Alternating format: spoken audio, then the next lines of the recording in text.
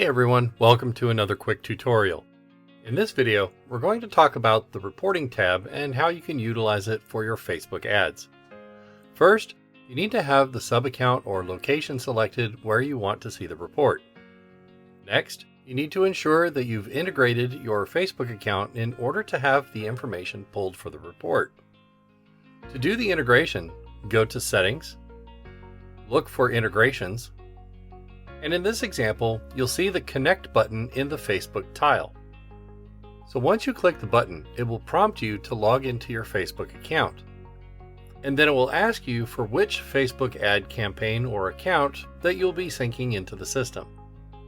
Once you've verified the Facebook account is synced with the system, click on the Go Back button to get back to the sub-account dashboard. Then look for the Reporting tab and select it. The Reporting tab will default to the Google Ads report. Just look for and click on Facebook ads to see the report.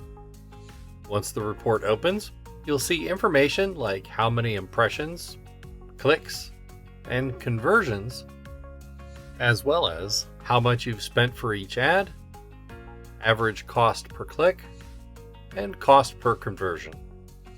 If you scroll further down, you'll see the campaigns listed here, their status, the number of clicks, the cost, the revenue, the ROI, cost per click, and so forth.